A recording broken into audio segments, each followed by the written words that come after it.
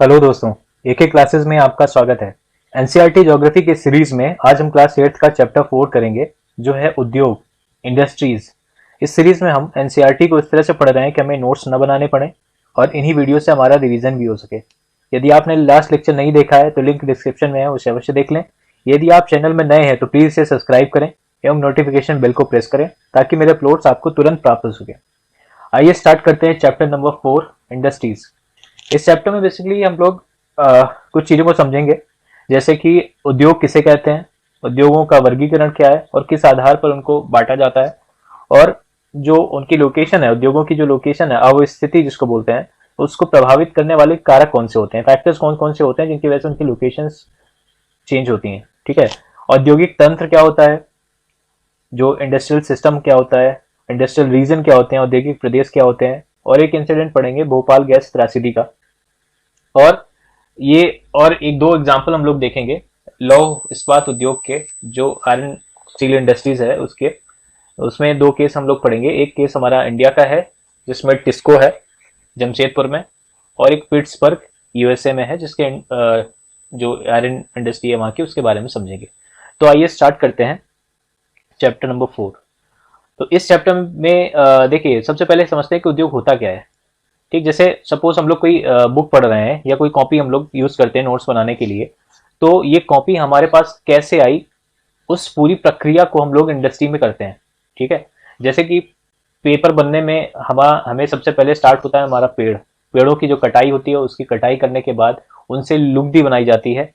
ठीक है। उस लुगदी बनाने के बाद फिर उसमें रासायनिक द्रव को मिलाया जाता है, फिर उसके बाद वो कागज बनता है। ठीक है। तो ये एक क्रियाकलाप हो गया, ये एक प्रोसेस हो गया। उसके बाद इन्हीं कागज को प्रेस में भेजा जाता है। फिर प्रेस में क्या होता है कि उसमें लाइनें खींची जाती हैं ऐसे करके, या फिर छोटे बच्चों में से बॉक्स भी बना दिए जाते हैं नंबर्स के लिए। ठीक है। उसके बाद फिर उनकी बॉन्डिंग होती है, बाइंडिंग होने के बाद फिर वो पैक करके बाजार में, मार्केट में लोगों को बेचने के लिए शॉप में रखे जाते हैं। ठीक है। तो इस पूरी जो प्रक्रिया होती है, इसमें इसको बोलते हैं जो इंडस्ट्रीज इसको बोलेंगे। ठीक है। इसमें छोटा वाला जो प्रोसेस हो रहा है, छोटे जो हो रहे हैं, जो किसी और इंडस्ट्री के लिए कच्चे उत्पाद बनते हैं, ठीक है, मतलब उसके लिए कच्चा माल बनते हैं, तो उनको बोला जाता है कुटीर उद्योग। ठीक है। वो स्मॉल स्केल पे होते हैं। ठीक है। वो आगे हम लोग समझेंगे स्मॉल स्केल, लार्ज स्केल में क्या होता है। तो ये बेसिकली सेकेंडरी प्रोसेस होता है। प्राइमरी प्रोसेस वो होता है कि जो हमें प्राकृतिक संसाधनों से चीजें मिलती हैं, और जब हम उसको उसमें कुछ प्रोसेस करते हैं और उसको कुछ और मूल्यवान बनाते हैं, उसकी और उपयोगिता बनाते हैं। जैसे सपोज मान लो कि लौह अयस्क से हमने लोहा बना लिया और उस लोहे से हम लोग बहुत सारी मशीन्स बना रहे हैं, तो उसको ये बोलेंगे कि वो मैन्युफैक्चरिंग प्रोसेस पे आ गया, विनिर्माण जिसको बोलते हैं उसमें आ गया। तो जब कच्चा माल लोगों के लिए अधिक मूल्यवान उत्पादों को बनाने में परिवर्तित कर दिया जाता है कागज को, जैसे कि पेड़ों से लुगदी बनी, लुगदी से कागज बना, और कागज से ये बुकलेट बनी, तो ये और अधिक वो मूल्यवान हो गई। ठीक है। तो इस पूरे प्रोसेस को जहां पर किया जाता है उसको उद्योग बोलते हैं, और जहां पर जो काम किया जाता है उसके नाम से उसका नाम पड़ जाता है। जैसे कागज उद्योग हो गया, और सूती कपड़ा निर्माण उद्योग हो गया, और लौह इस्पात उद्योग हो गया जहां पर आयरन को बनाया जाता है। ठीक है। लौह अयस्क से उसको निर्माण किया जाता है। तो ये एक आर्थिक, जैसे हम लोगों ने पढ़ा था ऑलरेडी कि आर्थिक गतिविधियां जो है 3 तरह की होती हैं। पहली गतिविधियां में जिसको प्राथमिक गतिविधि, प्राइमरी सेक्टर बोला जाता है, उसमें क्या होता है कि प्राकृतिक संसाधन जैसे कि पेड़ पौधों से या खनिजों से निष्कर्षण होता है, जो हमें नॉर्मली प्रकृति से हमें मिल जाता है डायरेक्टली। ठीक है। और जब हम उसमें कोई चीज बना देते हैं, जैसे मान लो कि कॉटन हमने निकाला और कॉटन से हम लोगों ने सूत बना दिया। ठीक है। अब सूत से उसकी उठाई कटाई वगैरह करके फिर उसमें हमने उसका धागा बना दिया, और धागा बनाने के बाद फिर उससे कपड़े बनाए, कपड़े बनाने के बाद फिर मार्केट में सेल करके वो चीज बनाई, तो वो फिर मैन्युफैक्चरिंग का पार्ट हो जाता है, वो सेकेंडरी सेक्टर में आता है। ठीक है। जिसको हम उद्योग बोलते हैं। तीसरा सेक्टर होता है जिसमें इस उद्योग को बनाने के लिए जो बैंकिंग सेवा दी जाती है, जो टेक्नोलॉजी सेवा दी जा रही है, जो इंश्योरेंस दिया जा रहा है, तो वो सब सर्विस सेक्टर में आता है। ठीक है। तो अभी यहाँ बेसिकली दूसरे सेक्टर के बारे में पढ़ेंगे, जो जिसमें इंडस्ट्रीज आती हैं। तो उद्योगों का संबंध जो है आर्थिक गतिविधियों से, जिसमें क्या होता है कि वस्तुओं के उत्पादन, खनिजों के निष्कर्षण। अब जैसे वस्तुओं का उत्पादन किया जा रहा है तो कच्चे माल का उपयोग करके उसको और मूल्यवान बनाया जा रहा है, खनिजों का निष्कर्षण किया जा रहा है खानों से। ठीक है। उससे और सेवाओं को व्यवस्था से संबंधित है। ठीक है। मतलब इनमें ये सारी चीजें की जाती हैं। ठीक। अब जैसे कि जो सर्विस सेक्टर में जो सेवाएं प्रदान की जाती हैं, तीसरा सेक्टर भी जहां पर आता है, उसको भी एक आजकल आईटी सेक्टर बोला जाता है, उसको सूचना सूचना उद्योग के नाम से जाना जाता है। सूचना, आगे हम लोग उसके बारे में समझेंगे। ठीक है, अब जैसे पर्यटन सेवा है, ठीक है, ये भी एक उद्योग ही है। ठीक, जो पर्यटन है वो भी एक सर्विस प्रोवाइड करता है, तो वो भी एक उद्योग के माने में जाना जाता, मतलब उद्योग उसको भी माना जाएगा। ठीक है, कोयला खनन उद्योग, मतलब जहां पर जैसे कोयला खना जा रहा है खानों से, तो उसको भी एक उद्योग बोला जाता है। ठीक, लोहा और कपड़ा उद्योग वस्तुओं के उत्पादन से संबंधित है। ठीक है, ठीक है, अब यहाँ पर क्या हो रहा है, लोहा और इस्पात का जो उद्योग है वो क्या कर रहा है कि जो हमें आयरन और मिल रहा है उससे हम आयरन बना रहे हैं, तो वो एक तरह का उत्पादन हो गया। दूसरा क्या है कि कोयले की खानों से जब हम कोयला निकालते हैं तो वो एक खनिजों का निष्कर्षण हो गया, तो वो एक कोयला खनन उद्योग हो गया। तीसरा जो है कि जो हम सेवा प्रोवाइड कर रहे हैं, ठीक है, विनिर्माण हमने समझ लिया, सेकेंडरी सेक्टर। अब इसमें जो इंश्योरेंस वाला है, ठीक है, तो बीमा उद्योग भी कहा जा सकता है उसको। ठीक है, बीमा उद्योग भी कह सकते हैं, बैंकिंग उद्योग भी कह सकते हैं। ठीक है, इस तरह से उनके अलग अलग नाम होते हैं। अब क्या है कि उद्योगों का वर्गीकरण कैसे किया जाता है, उनको सेग्रीगेट कैसे करेंगे कि ये छोटा है, ये बड़ा है, क्या है, उसके लिए 3 क्राइटेरिया होते हैं। जिसमें सबसे पहला क्राइटेरिया होता है रॉ मटेरियल, कच्चा माल जो होता है। दूसरा उसके साइज पे डिपेंड होता है कि छोटा है क्या बड़ा है।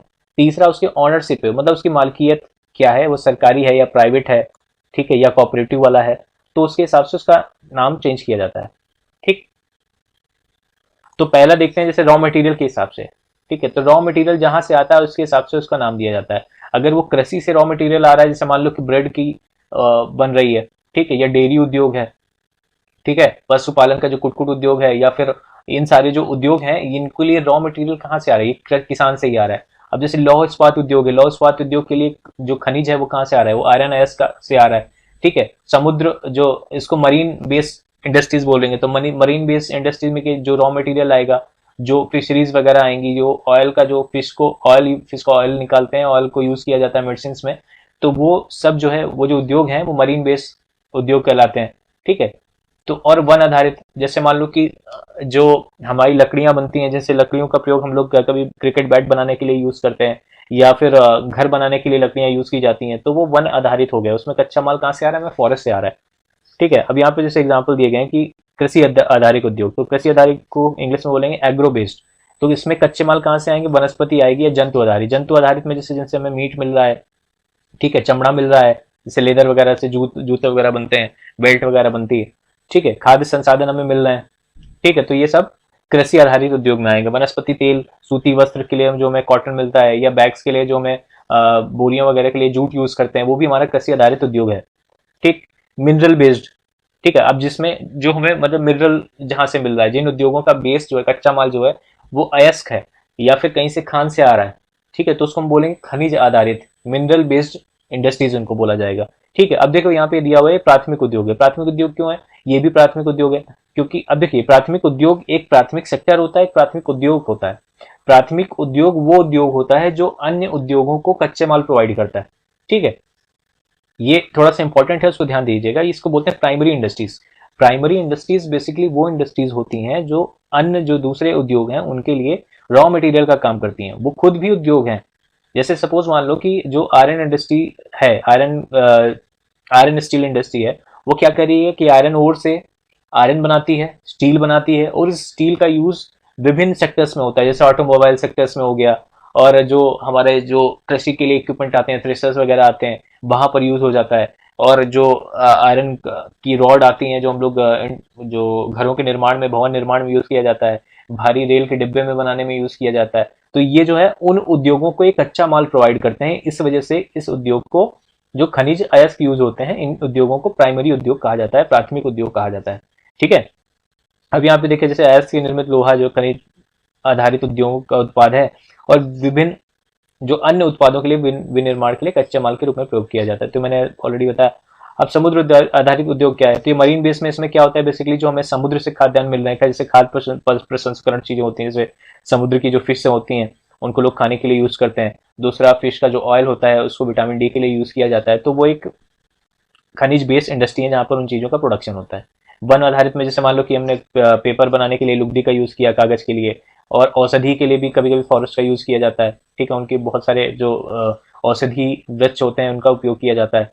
ठीक है, फर्नीचर बनाने के लिए, भवन निर्माण के लिए जो लकड़ियां यूज की जाती हैं, ये सारा जो है जो वन बेस्ड इंडस्ट्रीज का पार्ट हो गया। ठीक है, अब देखो साइज के आकार पे देखते हैं कि साइज के आकार में कैसे हम डिसाइड करेंगे कि वो उसका क्या क्लासिफिकेशन है। साइज के हिसाब से क्या होता है कि उसको दो भागों में बांटा जाता है, एक होता है स्मॉल स्केल और एक होता है लार्ज स्केल। ठीक, ये स्केल बेसिकली किन चीजों का होता है, ये स्केल होता है आपने कितनी उसमें पूंजी लगाई है, कितना उसने इन्वेस्टमेंट किया है, कितने सारे लोग इस पे काम करते हैं और उसका प्रोडक्शन कितना है। इस मात्रा से ये डिसाइड होता है कि वो लार्ज स्केल है या छोटा, ठीक है, वो लार्ज स्केल है या स्मॉल स्केल है।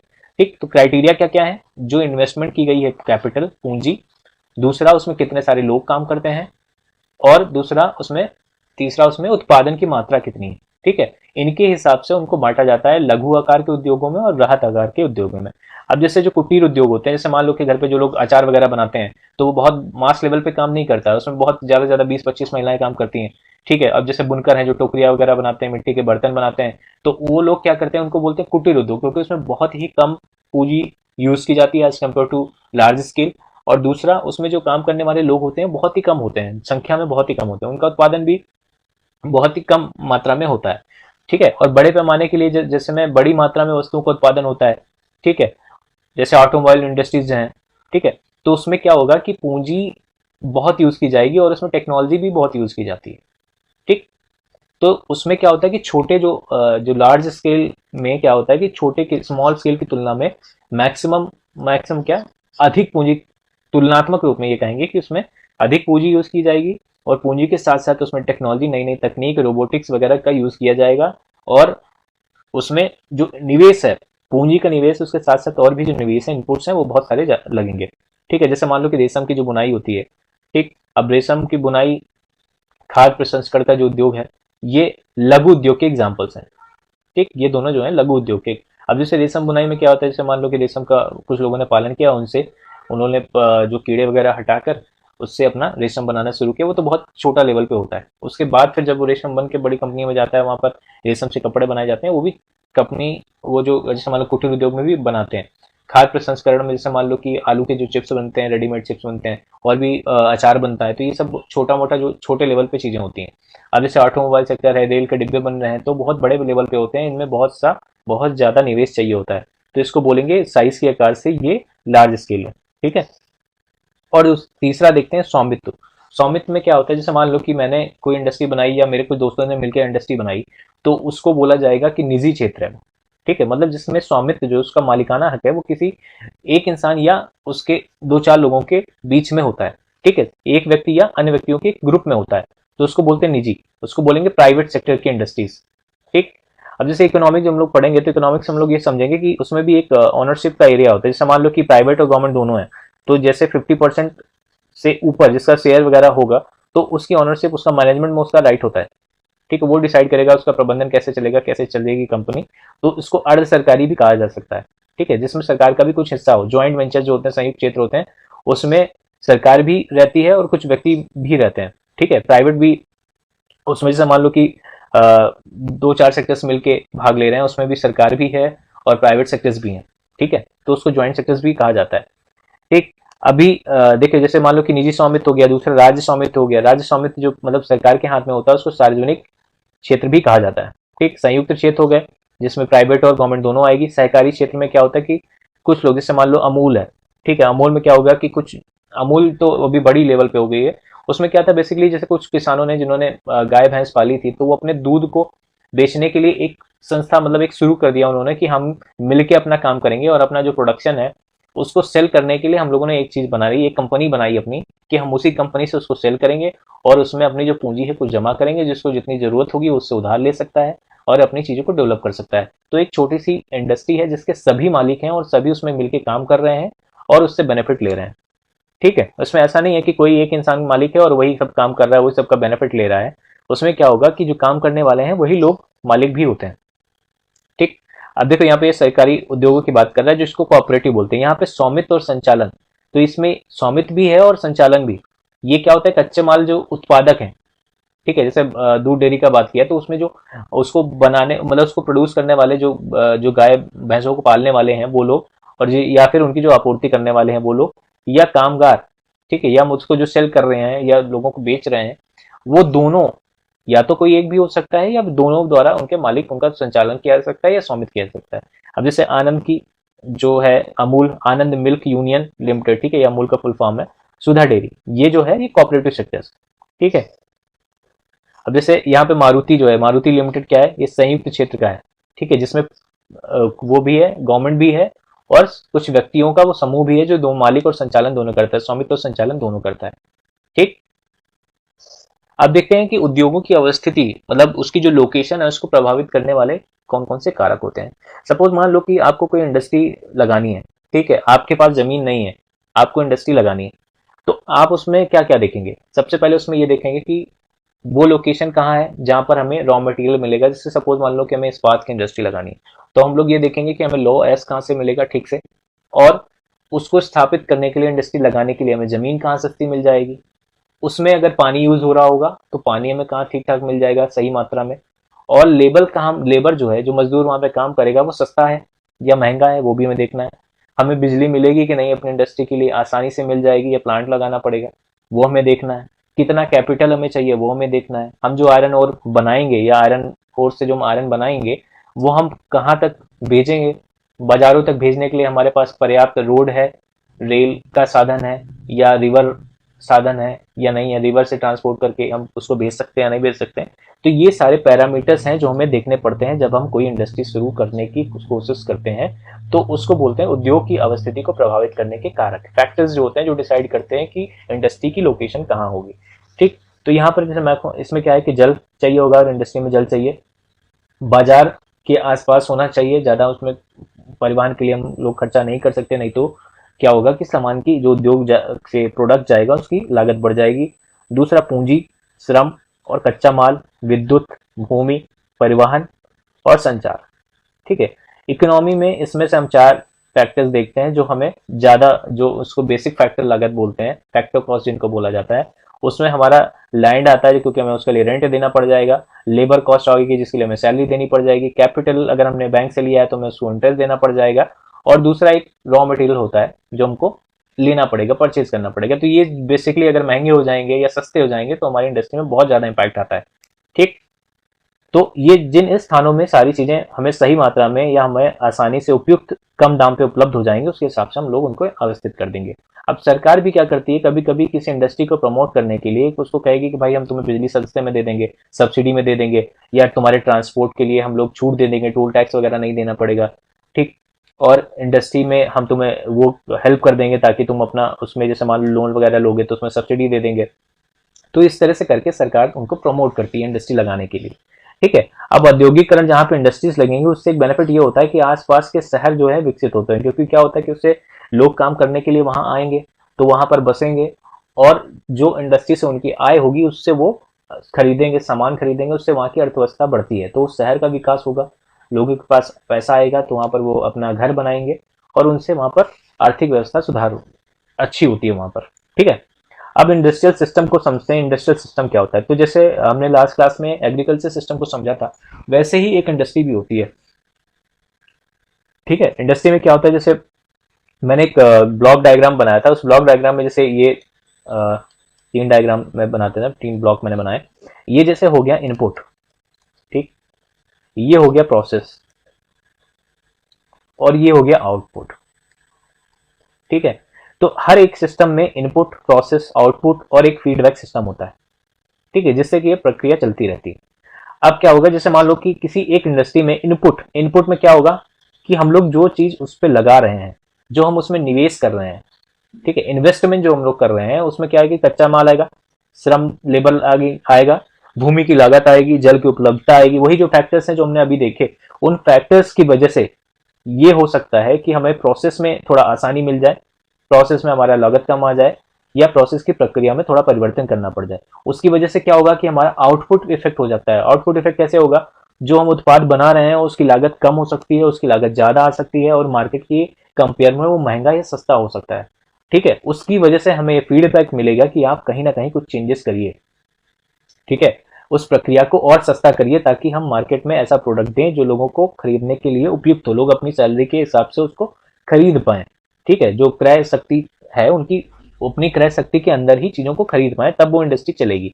तो ये सिस्टम इस तरह से चलता है। तो उसमें क्या क्या चीजें होती हैं, इन्वेस्टमेंट होता है, प्रोसेसेस होता है और आउटपुट होता है। अब जैसे कुछ कंपनीज हैं, जैसे ऑटोमोबाइल मारुति वगैरह कंपनी है, तो वो क्या कर रहे हैं, अपनी श्रम लागत को कम करने के लिए उन्होंने कुछ ऑटोमेशन, जैसे मान लो कि हमें मारुति की गाड़ी को पेंट करना है, तो पेंट करने के लिए उन्होंने रोबोटिक सिस्टम कर दिया कि हाँ, रोबोट वहां पर स्प्रे करके सारा पेंट कर रहा है, वहां पे किसी इंसान की जरूरत नहीं है, रोबोट बिल्कुल यूनिफॉर्म करके एक बार स्कैन करके आपका सारा बिल्कुल एग्जैक्ट जितना पेंट चाहिए उतना यूज करता है, उसके हिसाब से कर रहा है। तो उसमें उन्होंने क्या किया, अपने प्रोसेस की लागत को कम करा, ठीक है, लेबर को कास्ट कम की, ठीक है।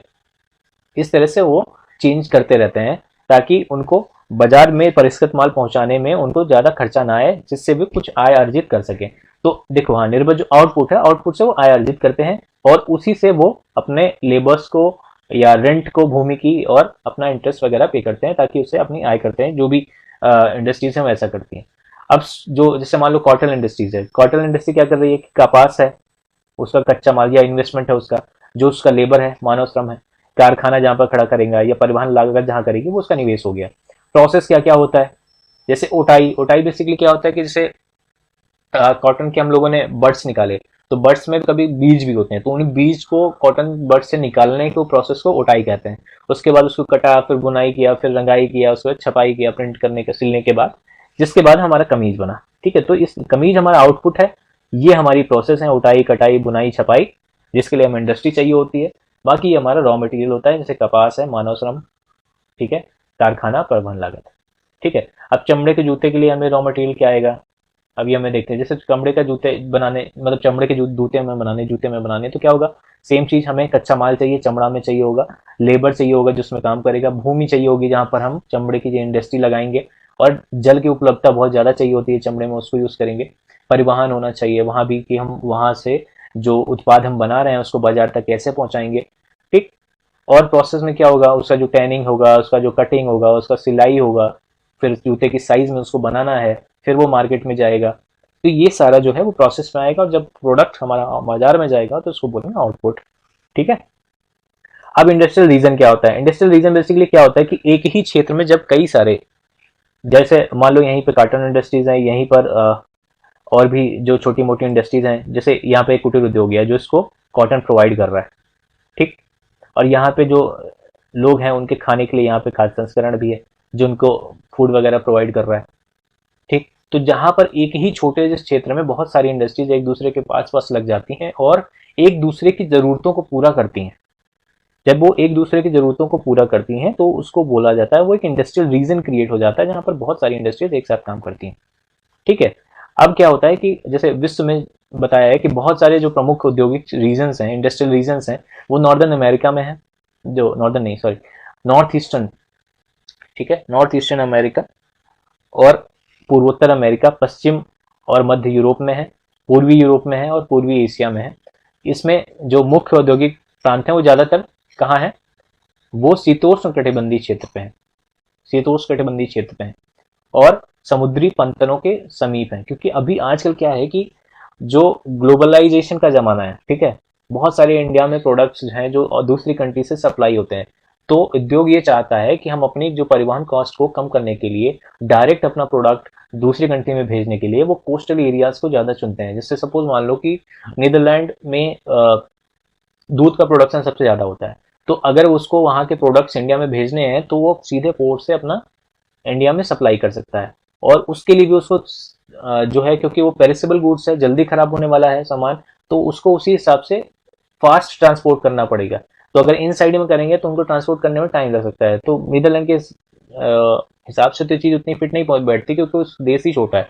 अगर हमें चाइना को कहा जाए तो चाइना का भी लंबा स्पैन है, बहुत लंबा एरिया है, उसको भी ट्रेवल करने में बहुत टाइम आएगा, लेकिन उसके बावजूद भी चाइना का लॉजिस्टिक्स, उसका एक जगह से दूसरी जगह सामान पहुंचाना बहुत बेहतर है एज कम्पेयर टू दूसरी कंट्रीज, ठीक है। तो ये सब चीजें देखी जाती हैं। जैसे मान लो कि कोई इस्पात, लौह इस्पात वाला क्षेत्र है, तो उसमें क्या होगा कि हम केवल अभी आयरन ओर को ही नहीं फोकस करते, उसके लिए जो हमें यूज करना होता है कोयला, ठीक है, और भी जो उसमें मैग्नीज और चीजें हम लोग उसमें डालते हैं उसको प्रोडक्ट करने के लिए, तो उसको अगर हम बाहर से आयात कर रहे हैं, हमारे पास नहीं है, तो हमें उसको कोस्टल रीजन में रखना पड़ेगा, ठीक है। तो आगे देखते हैं। अब ये मैप में कुछ क्षेत्रों को बताया गया है जो हमारे विश्व के औद्योगिक क्षेत्र हैं। जैसे ये जो पूर्वोत्तर का जो क्षेत्र है अमेरिका का, ठीक है, यहाँ पर ये एक बहुत बड़ा औद्योगिक सेंटर है। और ये यहाँ पर डॉन बॉस की ये लॉयस का क्षेत्र है, कोयला वगैरह यहाँ होता है। पिट्सबर्ग में यहाँ कोयला वगैरह होता है। ठीक। और ये देखिए यहाँ पर एक गंगा घाटी है, क्षेत्र है, मुंबई का है, मुंबई पुणे इंडस्ट्रियल एरिया है, चेन्नई का। इधर ये चाइना का, ठीक है, बहोई सी। और ये नॉर्थ कोरिया का जो एरिया है, ठीक है, नॉर्थ कोरिया नहीं, इधर जो चाइना और बॉर्डर है रशिया का, इस एरिया में बहुत ज़्यादा इंडस्ट्री गतिविधियाँ होती रहती हैं। ठीक। तो ये विश्व के जो प्रमुख औद्योगिक क्षेत्र हैं, और ये जो रेड कलर की पट्टी है, इसको बोलते हैं विश्व की औद्योगिक पट्टी, जो यहाँ से पूरा यूरोप को कवर करके एशिया तक जाती है। ठीक। तो भारत में जो है अनेक जो औद्योगिक क्षेत्र हैं, ठीक है, औद्योगिक जो रीजन्स हैं भारत में भी बहुत है। जैसे मुंबई पुणे वाला ऊपर मैप में मैंने दिखाया, बैंगलोर और तमिलनाडु का है, हुगली हुगली प्रदेश कहाँ है, हुगली प्रदेश इधर कोलकाता साइड में है। ठीक है, अहमदाबाद और बड़ोदरा वाला क्षेत्र है, कॉटन इंडस्ट्रीज के लिए फेमस है। ठीक है, छोटा नागपुर, यहाँ पर कोयला या और खनन क्षेत्र होते हैं। ठीक है, विशाखापट्टनम गुंटूर, ठीक है, ये औद्योगिक क्षेत्र है। गुड़गांव दिल्ली मेरठ, ये सूचना प्रौद्योगिकी के लिए, और जो बैंगलोर का भी क्षेत्र है वो भी सूचना प्रौद्योगिकी के लिए भी है। ठीक है, कोल्लम और तिरुवनंतपुरम औद्योगिक क्षेत्र है। ठीक। तो ये बहुत सारे इंडिया के जो औद्योगिक क्षेत्र हैं उनके नाम भी यहाँ पे दिए गए हैं। अब एक इंडस्ट्रियल डिजास्टर को हम लोग देखते हैं। क्या हुआ है कि भोपाल में एक घटना घटी थी 3 दिसंबर 1984 को, जिसमें क्या हुआ था कि रात को 12:30 बजे के करीब अब तक की सबसे ज्यादा त्रासदीपूर्ण औद्योगिक दुर्घटना ये हुई थी। ठीक है, इसमें क्या हुआ था कि यूनियन कार्बाइड जो कीटनाशी कारखाना है यहाँ पर था, उसमें क्या होता है कि हाइड्रोजन साइनाइड, ठीक है, हाइड्रोजन साइनाइड के साथ एक जो विषैली गैस का रिसाव हुआ था, जिसका नाम है मिथाइल आइसोसाइनाइड, ठीक है, MIC। इस गैस के रिसाव की वजह से क्या हुआ है कि करीब 35,598 व्यक्तियों की मृत्यु हुई। ये सरकार के डिक्लेयर्ड आंकड़े हैं, कितने लोगों की डेथ हुई, इससे ज्यादा भी हो सकते हैं, ठीक है, लेकिन डिक्लेयर्ड आंकड़े इतने ही है, 35,598।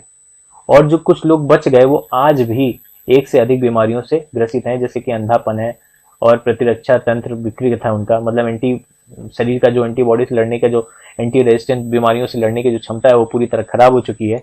और आंत्रशोथ मतलब बीमारियों से जूझ रहे हैं, ये विभिन्न बीमारियों से लोग जूझ रहे हैं। इसके अलावा एक इंसिडेंट इन्होंने बताया 23 दिसंबर 2005 का, चीन के गाओ काओ का। ठीक है, इसमें क्या होता है कि गैस कूप जो है, गैस का जो कुआं होता है उसमें विस्फोट हो जाता है, जिससे करीब 243 लोगों की मृत्यु हो जाती है और 9,000 के आसपास लोग दुर्घटनाग्रस्त हो जाते हैं।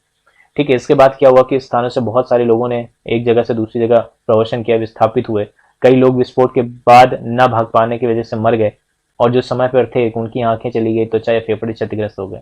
अब यह है कि ऐसा दोबारा ना हो या इस तरह की चीजें ना हो, उसको रोकने के लिए कुछ कदम यहाँ पे बताए गए हैं, ऐसा जरूरी है। ठीक है, अब जैसे क्या है कि घने बसे आवासीय क्षेत्र को औद्योगिक क्षेत्र से अलग बहुत दूर रखा जाना चाहिए। ठीक है, इसीलिए अभी कुछ दिन पहले आप लोगों ने देखा होगा कि दिल्ली में जो इंडस्ट्रियल क्षेत्र था उसको काफी मतलब शहर से दूर शिफ्ट करने के लिए बात हो रही थी, और शिफ्ट भी किया गया है। और उनको जो अपना पोल्यूटेंट है वो भी जो हवा में भेज रहे हैं उसको भी मॉनिटर करने के लिए कहा गया है। तो उद्योग के समीप जो बसने वाले लोगों को दुर्घटना होने की स्थिति में, अब जैसे मान लो कि जो वहां से थोड़ी रेंज में है, तो उनको विषैले और खतरनाक पदार्थों के संग्रहण और उनके प्रभाव, जैसे मान लो कि लोगों को ये जागरूक करना भी जरूरी है कि आप अगर इस इंडस्ट्रियल एरिया में रह रहे हैं तो यहाँ से जो बाई प्रोडक्ट एयर की वजह से जो निकल रहा है, पोल्यूटेंट जो निकल रहा है, उसको वो अगर आपको इफेक्ट करेगा तो आपको कैसे कैसे सिम्टम्स आएंगे कि आप पहचान सकें कि आपको ये चीज नुकसान कर रही है और आप तुरंत इलाज के लिए जा सकें। ठीक है, तो उनसे हमें क्या खतरा है, उन खतरों से हमें क्या हमको उनका इलाज कैसे कर सकते हैं या उनसे हम बचाव कैसे कर सकते हैं, ये लोगों को इस बारे में पता होना चाहिए। और जैसे मान लो कि आग लग रही है, आग की चेतावनी या आग लगने की जो संभावना है उसको बुझाने की जो व्यवस्था है, वहां पर अग्निशमन की जो व्यवस्था है उसको हाईटेक करना चाहिए। ठीक है, तो जैसे आपने बहुत जगह देखा होगा कि इंडस्ट्रियल एरियाज में जो एरिया है वहां पर भी फायर का एक पूरा प्लान होना कंपलसरी किया है। फायर रोजेस वगैरह सिस्टम्स वगैरह होने जरूरी हैं, उसके बिना इंडस्ट्री आप बना ही नहीं सकते, होना ही चाहिए। अलार्म सिस्टम भी वहां पर कर दिया है, यहाँ तक कि इंडस्ट्री क्यों जो बड़ी बड़ी बिल्डिंग्स हैं वहां पर भी ये चीजें होनी ही चाहिए। ठीक है, विषैले पदार्थों, जैसे मान लो कि कुछ इंडस्ट्रीज हैं जो विषैले पदार्थों को हैंडल करती हैं, तो उनकी एक निश्चित सीमा होनी चाहिए कि इससे ज्यादा वो लोग हैंडल ना कर सके। ठीक है, उसको रेगुलेट करना चाहिए, और अगर कर रहे हैं तो उसके प्रॉपर्ली प्रावधान उनके पास होने चाहिए कि उनको कैसे मॉनिटर करेंगे इनकेस अगर कोई लीकेज हुआ तो। ठीक है, उद्योगों में पोल्यूशन को नियंत्रित करने के लिए उपाय। ठीक है, यही जो मैंने बोला कि अगर कुछ पोल्यूट हो गया है, गलती से हो गया है, तो उसको कैसे हम लोग हाईटेक तरीके से आइडेंटिफाई कर पाए और उसको रोक पाए। ठीक, अब एक टर्म आता है सनराइज इंडस्ट्रीज। ठीक है, जो नए उभरते हुए जो उद्योग हैं, जैसे कि सूचना प्रौद्योगिकी उद्योग या हेल्थ सेक्टर, जो आपने देखा होगा कि मेदांता वेदांता और ये सब जो आ रहे हैं, अनअकैडमी जो ज्ञान आधारित उद्योग है। ठीक है, तो ये सब वो इंडस्ट्रीज हैं जिनको बोला जा सकता है कि ये उभरते हुए सनराइज उद्योग हैं। ठीक है, जो अभी जैसे सूरज का जो उदय हुआ, मतलब सूरज अभी उग रहा है, तो इनके नाम से इन्होंने दे दिया सनराइज इंडस्ट्रीज है। अभी बस उभर रहे हैं, अभी पूरे चरम पर अभी नहीं पहुंचे, इनको चरम पर पहुंचना, अभी क्लाइमेक्स पर पहुंचना बाकी है। ठीक है, अब उद्योगों का वितरण, विश्व में कैसे उनका वितरण है, तो कुछ उद्योगों के बारे में इसमें बताया गया कि विश्व के प्रमुख उद्योग जैसे लौह इस्पात उद्योग है, सूती उद्योग है, सूचना प्रौद्योगिकी उद्योग है, इनके बारे में बताया गया, उनकी लोकेशन यहाँ पे बताई गई। तो लौह इस्पात उद्योग, वस्त्र उद्योग, ये बहुत ही पुराने हैं। ठीक है, कई सालों से, मतलब बहुत सालों पहले से ये चले आ रहे हैं। सूचना प्रौद्योगिकी उद्योग जो है, जो अभी नया आईटी इंडस्ट्रीज अभी नई नई उभरती आई है। ठीक है, तो वो देश जहां पर लौह इस्पात, आयरन इंडस्ट्री जहां पर है, उसमें उनका नाम दिया गया, जैसे जर्मनी है, यूएसए है, चीन है, जापान है, रूस है। ठीक है, ये वो देश हैं जो आयरन इंडस्ट्रीज में बहुत ज्यादा काम कर रहे हैं। ठीक है, और फिर जो वस्त्र उद्योग में क्या, इंडिया है, हांगकांग है, साउथ कोरिया है, जापान है, ताइवान। ठीक है, ये मेन सेंटर है वस्त्र उद्योग के लिए। सूचना प्रौद्योगिकी उद्योग के लिए जो आईटी इंडस्ट्रीज है, उसके लिए जो मेन सेंटर है, आपने देखा होगा कैलिफोर्निया में सिलिकॉन सिटी बहुत ही फेमस है, और इसके नाम से क्या होगा, बेंगलोर को भी इंडिया की सिलिकॉन सिटी कहा जाता है। ठीक है, तो इंडिया में बेंगलोर और अमेरिका में कैलिफोर्निया में सिलिकॉन सिटी, ये फेमस है आईटी इंडस्ट्रीज के लिए। ठीक, अब आयरन स्टील इंडस्ट्री के बारे में थोड़ा देखते हैं कि ये इतना इंपॉर्टेंट क्यों है। तो आयरन स्टील इंडस्ट्री क्या होता है, इसमें बेसिकली हम लोग आयरन को यूज करते हैं, आयरन एस को यूज करते हैं, उसमें और भी बहुत सारी चीजें मिलाते हैं और फिर हम उससे स्टील बनाते हैं। ठीक है, तो इसके प्रोसेस को जरा देखते हैं। तो ये क्या होता है कि ये इसमें भी निवेश, प्रोसेस, मतलब इन्वेस्टमेंट जो होता है, इन्वेस्टमेंट, प्रोसेस और आउटपुट, ये तीनों होते हैं। और ये पोषक उद्योग है। पोषक उद्योग जैसे हमने बोला था अभी, प्राइमरी इंडस्ट्री, जो और दूसरे उद्योगों के लिए कच्चे माल का स्रोत बन जाए। जैसे आयरन हमने बनाया, तो आयरन भी विभिन्न जो इंडस्ट्रीज हैं और इंडस्ट्रीज हैं उनके लिए एक स्रोत का काम करता है, कच्चे माल की तरह उपयोग किया जाता है। तो निवेश में जैसे हमने किया कि क्या किया, लेबर चाहिए हमको, कैपिटल चाहिए, लोकेशन चाहिए, और जो भी हम लोग वहां पर बनाने के लिए भट्टियां वगैरह यूज करेंगे वो हमें चाहिए। ठीक है, और अन्य जो हमारा कच्चे माल में क्या क्या आएगा, सबसे पहले आयरन ओर होना चाहिए, दूसरा कोयला होना चाहिए, चूना पत्थर यूज किया जाता है कच्चे माल के लिए, तो ये तीनों चीजें होनी चाहिए, आयरन ओर, कोयला और चूना पत्थर। ठीक है, और इस्पात निर्माण के लिए प्रक्रिया, इसमें एक हम लोग झोंका भट्टी, जिसको ब्लास्ट फर्नेस जिसको बोला जाता है, उसको यूज किया जाता है। ठीक है, और यहाँ पर ये स्मेल्टिंग की प्रोसेस होती है। ठीक है, स्मेल्टिंग इसको बोलते हैं प्रगलन। ये एक प्रक्रिया होती है जिसमें क्या होता है कि धातुओं को उसके अयस्क के गलनांक बिंदु पर उसको गर्म किया जाता है, उससे भी अधिक तापमान पर उसको गर्म किया जाता है। उसके बाद क्या होता है, उसका कचरा जो है वो निकलता है, और स्मेल्ट में एक स्लैग फॉर्मेशन होता है, SLAG जिसको बोलते हैं। ठीक है, तो अभी कुछ दिन यूपीएससी में कुछ क्वेश्चंस भी आए थे कि इसके स्टील स्लैग्स वगैरह आप कहाँ यूज कर सकते हो, तो इसको कई जगह यूज किया जा सकता है। आपको इनको रोड कंस्ट्रक्शन में यूज कर सकते हैं, एग्रीकल्चर में भी यूज किया जा सकता है, और भी बहुत सारे सेक्टर हैं जहाँ पे इनको यूज किया जा सकता है। ठीक है, तो अभी प्रोसेस कैसा होता है वो हम लोग नीचे देखेंगे। तो इससे जो होता है, ब्लास्ट फर्नेस से जब इसको प्रज्वलित करते हैं, स्मेल्टिंग करते हैं, उसके बाद ये शुद्ध हो जाता है। तो जब ये शुद्ध होगा, इसको परिशोधित करना मतलब शुद्ध करना, प्योर करना।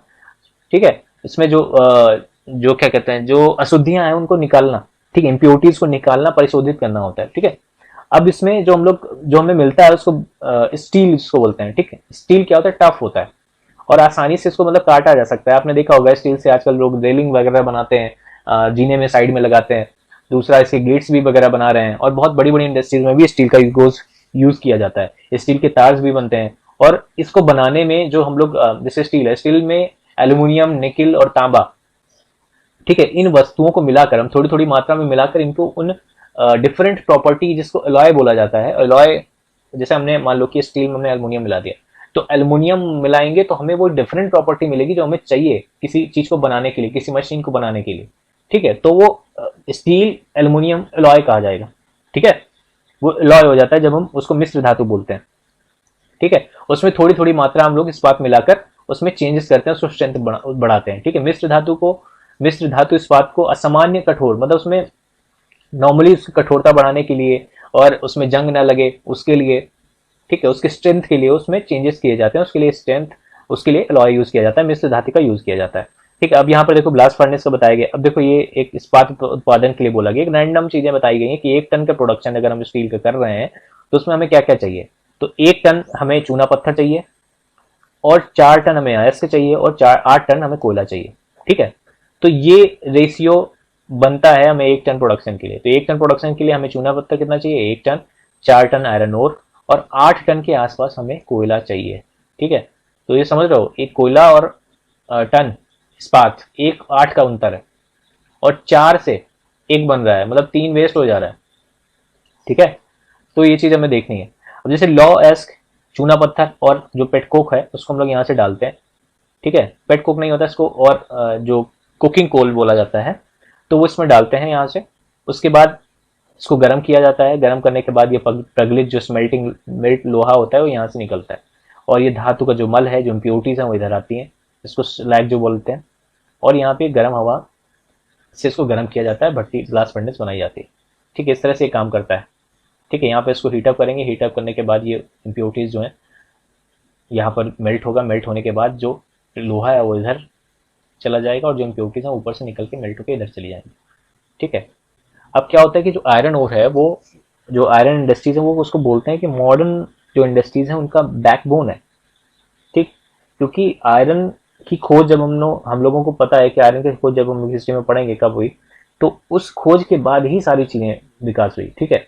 1000 BC के आसपास जब आयरन की खोज हुई, उसके बाद ही इंडियन एग्रीकल्चर ग्रोथ किया। उसके बाद ही, अगर एक मेंस में, यूपीएससी मेंस में क्वेश्चन है कि आयरन की खोज ने कैसे गौतम बुद्ध को जन्म दिया, ऐसे करके एक क्वेश्चन था। तो अगर आयरन का खोज नहीं होता तो लोगों के पास कृषि का जो उत्पादन अधिशेष होता है वो नहीं होता। अगर वो नहीं होता तो लोग धर्म की बात ही ना करते। अगर कोई पेट अगर खाली है इंसान का तो फिर वो गुण ज्ञान नहीं करता है। सबसे पहले रोटी चाहिए होती है। रोटी जब मिल जाती है तब फिर आप बात करते हैं बाकी चीजों की, जो आपको अध्यात्म से जोड़ेगी। ठीक है। जब आपका पेट ही खाली होता है तो आप अध्यात्म की बातें नहीं करते। ठीक है। तो यहाँ पे क्या है कि लगभग सारी वस्तुएं जिनका हम आज उपभोग करते हैं उसमें कहीं ना कहीं से आयरन होता ही होता है। ठीक है। जैसे मान लो कि हम लोग कोई टूल यूज करते हैं, औजार, पेचकस, टूल, जो भी हम लोग यूज करते हैं वो सब किसी ना किसी वजह से धातु से बना होता है। सपोज मान लो कि हम लोग शिप पे ट्रेवल कर रहे हैं, या रेलगाड़ी में ट्रेवल कर रहे हैं, या ट्रक में चल रहे हैं, या ऑटो वगैरह जो भी हम लोग यूज करते हैं, कार वगैरह यूज करते हैं, वो सब इस्पात से, स्टील से बनी हुई है। सेफ्टी पिन हम लोग जो यूज करते हैं, सुई, कपड़ा सिलने के लिए जो सुई यूज करते हैं वो भी आयरन होता है।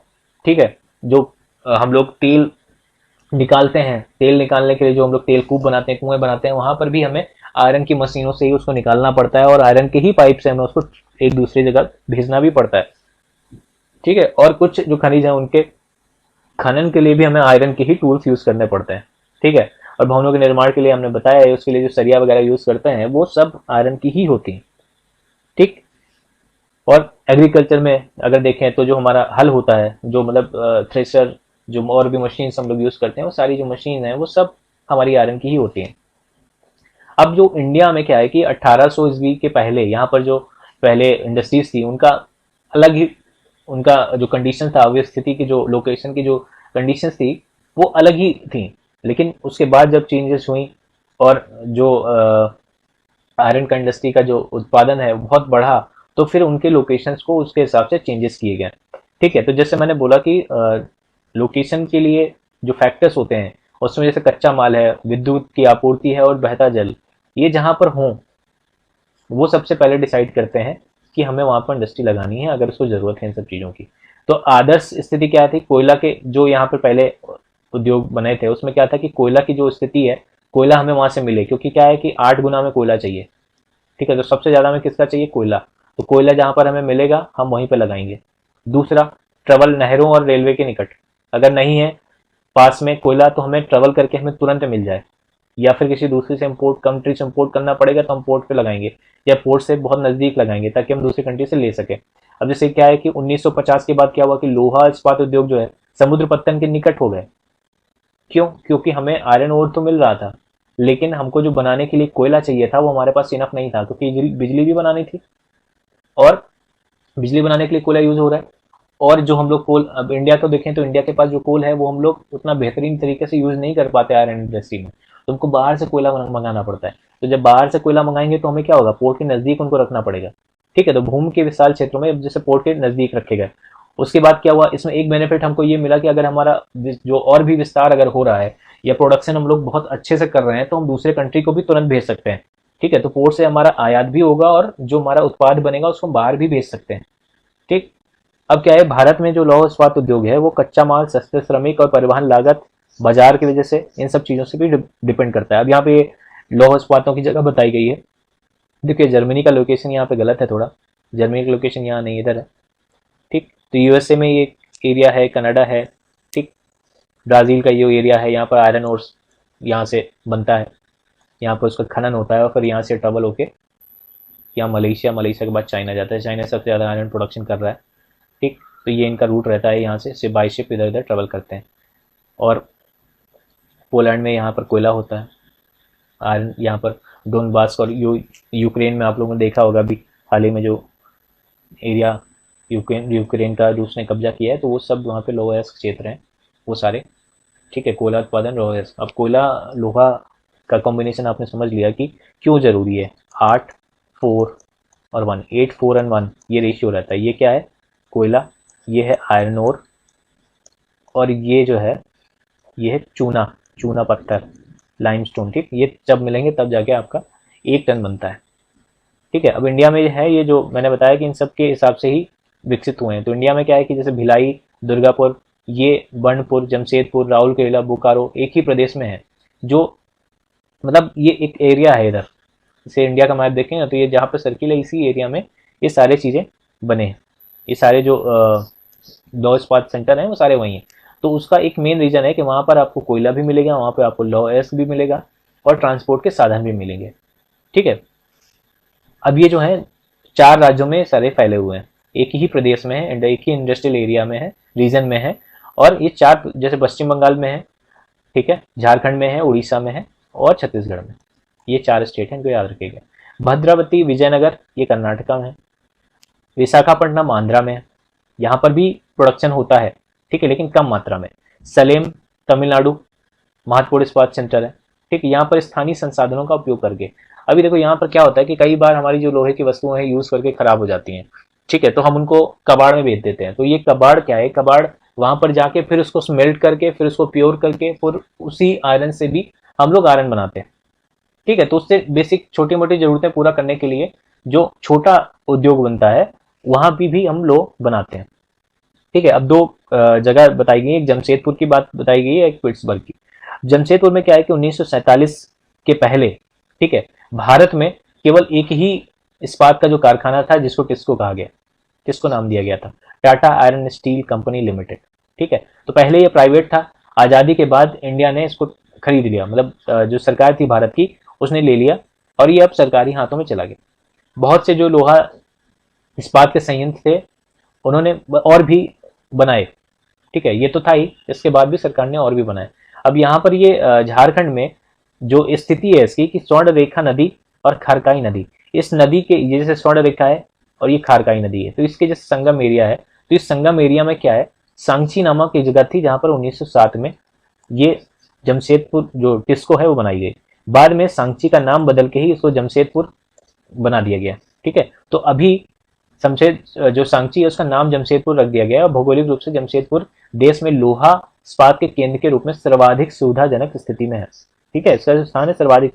अब जैसे ये स्वर्णरेखा नदी है, यहाँ पर खारकाई नदी है, तो ये पूरा एरिया जो है इसको सांची बोलते हैं। सांची का नाम चेंज करके जमशेदपुर कर दिया गया। अब यहाँ पर क्या है कि हमारा जो है रेलवे भी है, ठीक है, रेलवे भी है, मेन रोड भी है। तो कई कारणों मतलब इसके बताए गए हैं कि कारण कौन कौन से कारण है जिसकी वजह से ये इंपॉर्टेंट है। तो इसमें एक है कि बंगाल से नागपुर का जो रेलवे लाइन है वो इंपॉर्टेंट है। दूसरा, अब ये काली माटी का एक स्टेशन है, वहां पे 32 किलोमीटर वहां से दूर है। ठीक है, ये सबसे इंपॉर्टेंट है कि रेल मार्ग है। दूसरा, लौह अयस्क और कोयला और मैग्नीज के निक्षेप हैं जो इसी एरिया में मिलते हैं। ठीक है, और यहाँ से विशाल जो बाजार है, बाजार को पहुंचाने के लिए क्या चाहिए आपको, बाजार को पहुंचाने के लिए आपके पास ट्रेन अवेलेबल है यहाँ पर। ठीक है, ट्रेन से आप जो भी आप उत्पाद बनाते हैं वो आप तुरंत बाजार पे पहुंचा सकते हैं। और झरिया की जो खाने हैं वहां से आपको कोयला मिल जाएगा। कोयला इसलिए इंपॉर्टेंट है, आपने बताया कि 8 रेशियो उसको चाहिए होता है। ठीक, और जो चूना पत्थर के साथ डोलोमाइट और मैग्नीज हैं ये भी हमें मिलते हैं छत्तीसगढ़ और उड़ीसा से। तो खारकाई और स्वर्ण रेखा से हमें जल की आपूर्ति होती है। तो इस तरह से सारे जो इन्वेस्टमेंट के लिए सारी चीजें चाहिए वो वहां पर सही मात्रा में सही जगह मिल जाती हैं। ठीक है, क्या क्या मिलता है, जल भी मिल जाता है, कच्चा माल भी मिल जाता है, कोयला भी है उसी का पार्ट, और ट्रांसपोर्ट के लिए हमें रेलवे भी वहां पे मिल गया। ठीक, और सरकारी प्रोत्साहन की वजह से इसको पूंजी भी मिली, जो भी इन्वेस्टमेंट का एक पार्ट है।